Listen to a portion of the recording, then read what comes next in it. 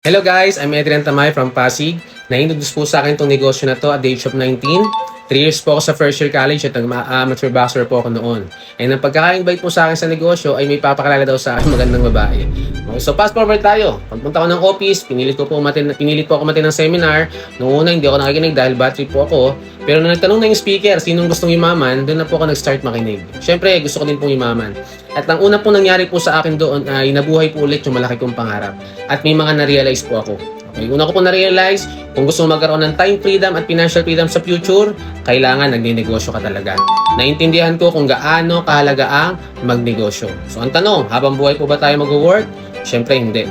Dahil may tinatawag po na retirement age. Ibig sabihin, may edad na bawal ka na magtrabaho. At pag retired ka na, dalawa po ang choice po ng tao. Una, umasa po sa anak o sa pamilya para mabuhay.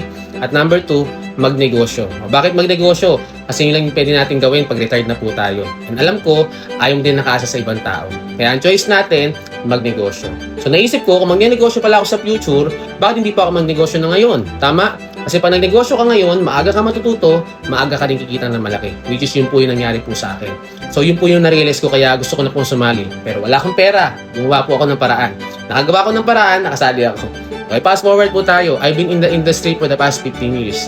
Ano po yung nangyari po sa akin sa 15 years? First, na-experience ko po ma-awardan ng Millionaires Club at nakakreate na po ako ng 11 na milyonaryo under my umbrella. So hindi lang po ako yung kumikita ng malaki, marami po kami sa team. Second, na-experience ko na po magkaroon ng kotse. Hyundai Accent, Toyota Fortuner, at Toyota Corolla. And third, naka-8 na bansa na din po ako. Nakapunta na ako ng Hong Kong, Singapore, Thailand, Maldives, Malaysia, Taiwan, Korea, at Vietnam. Dito naman sa local, marami na rin po ako napuntahan ng mga tourist spot. At na-experience ko na rin po ma-awardan ng top 1 at Hall of Fame po sa community po namin.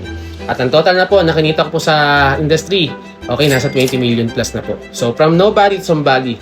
Okay, dahil po yan sa mentor ko po na nag-guide po sa akin para ma-achieve ko po lahat yan. Wala pong iba kundi si mentor, si SO Joseph Lim. Right now, yung mentor ko po, nagtayo na po na siya ng sariling company, which is po yung Ascendra International.